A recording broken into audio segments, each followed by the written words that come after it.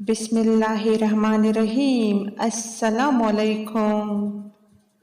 उम्मीद है कि आप सब लोग खैरियत से होंगे, मज़े में होंगे, खुश होंगे।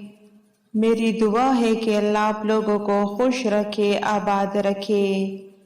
मेरी चैनल को लाइक करे, सब्सक्राइब भी करे, अपने दोस्तों के साथ भी शेयर करे। मुश्किलें गुजर जाती है, हौसले जीत जाते हैं। मेरे वालिद ने खेत खरीदने के लिए पैसे किस तरह बचाए, ये अपनी जगह एक कहानी है, क्योंकि उनके वालिदैन उनकी कम उम्र ही में चल बसे थे।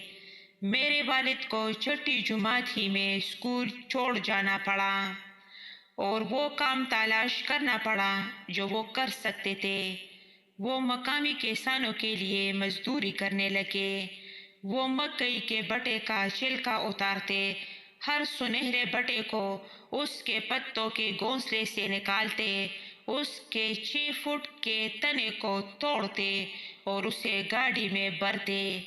मेरे वालिद एक किफ़ायतशुमार नौजवान थे और वो कुछ पैसे बचाने में कामयाब हो गए जो उन्होंने बटे तोड़कर कमाए थे। आखिरकार उन्होंने इतने पैसे जमा कर लिए कि 160 एकड़ का खेत खरीद सके। बदकिस्मती से उन्होंने उसे तब खरीदा जब कीमतें आसमान को छू रही थी। जब मैं 3 साल का था तो बड़ी कसद बाजारी ने आ लिया। हंस हंस के साथ ही ज़मीन की कीमतें भी गिर गए। जब मशहूर बैनुल-अक़वामी कंपनियों के सरबराह वॉल स्ट्रीट में खुदकुशियाँ कर रहे थे, तब ये अकेला किसान जो अमेरिका के असल छोटे कारोबारी लोग थे, अपने टूटे नाखूनों के साथ ज़मीन से चिमटे हुए थे और जिंदा रहने की आस लगाए हुए थे। मेरे वालिद उन्हीं हौसलामंद और सख्तजान किसानों में से एक था। सर्दी का मौसम बदतरीन था। मैं उस वक़्त को कभी नहीं भूलूंगा जब हमारे पास कोयला खरीदने के लिए भी पैसे नहीं होते थे। घर के चारों तरफ लगे दरख्तों को बेशकीमत जिंदा मखलूक समझा जाता था, जिन्हें ईंधन के लिए कुर्बान नहीं किया जा सकता था, क्योंकि हमने कभी सोचा भी नहीं था कि उन्हें काट डाले और उनकी लकड़ियां अपने चूल्हे में इस्तेमाल करें। इसके बजाय एक बच्चे की हैसियत से ये मेरा काम था कि मैं 3 फुट ऊंची 500 वाली लकड़ी के बाड़ के ऊपर से तिलमिलाते जानवरों के खाते में उतारता। खाली टोकरी लेकर मैं किसी तरह की उनकी फुजलात के दरमियान से गुजरता और मकई के हर डंडल को उठा लेता, जिन्हें वो दाने खाने के बाद छोड़ देते थे। एक भी डंडल नहीं छोड़ा जाता था। हर डंडल बहुत कीमती समझा जाता था। जब टोकरी भर जाती तो मैं उसे एहतियात से उठाकर सफ़ेद साइड बोर्ड वाले अपने छोटे से 2 मंजिला घर में ले आता, जहाँ मेरे माँ बाप और बहन भाई रहते थे। डंडल बावर्ची खाने के चूल्हे में ईंधन का काम करते थे।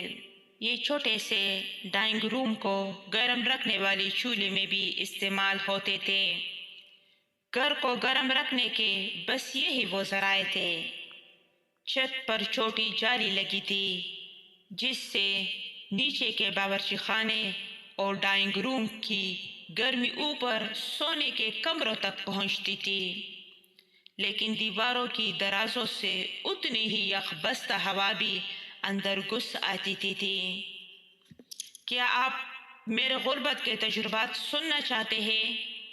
मेरे शानदार हिल्टन होटल के गलीचेदार हाल में बेटे 3,500 मसाइल से लड़ते किसानों से पूछा।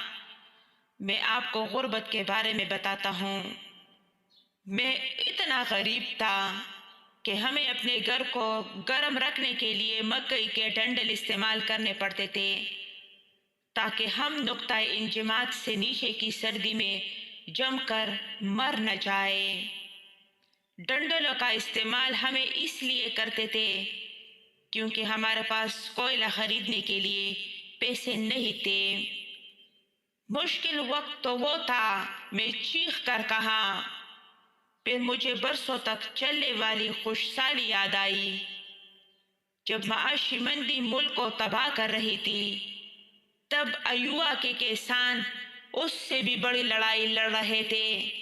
نہ جانے کیوں ہمارے نئے بوئے ہوئے مکئی کے بیجوں کو نم کرنے کے لیے بہار کی عام بارش کبھی نہیں ہوئی۔ میرے والد نے جو تھوڑے سے قیمتی ڈالر بچائے تھے وہ مکئی کے بیجوں پر خرچ کرنے پڑے۔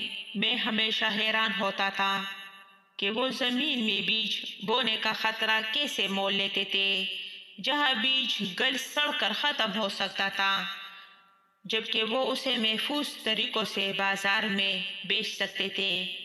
آپ رسک کیوں نہیں لیتے؟ میں نے ایک بار اپنے والد سے پوچھا۔ آپ محفوظ کھیل کھیل کر انہیں بیچ کیوں نہیں دیتے؟ انہوں نے مجھے دانشمندی سے سمجھایا، جو لوگ کبھی رسک نہیں لیتے وہ کبھی آگے نہیں بڑھتے۔ بلا شبہ ضرب کے اصول سے کام کیے بغیر کامیابی ممکن نہیں ہے۔ یہ وہ فطری، موروثی اور بنیادی اصول تھا جسے ہر کسان سمجھتا تھا۔ اس لیے 1931، 1932 اور 1933 کے موسم بہار میں میرے والد مکئی کے آخری دانے لیتے اور انہیں اپنے چھوٹے سے کھیت میں بو دیتے۔ بارش ہونے کی توقع کرتے، انہیں امید ہوتی تھی کہ بیج نم ہو جائے گی۔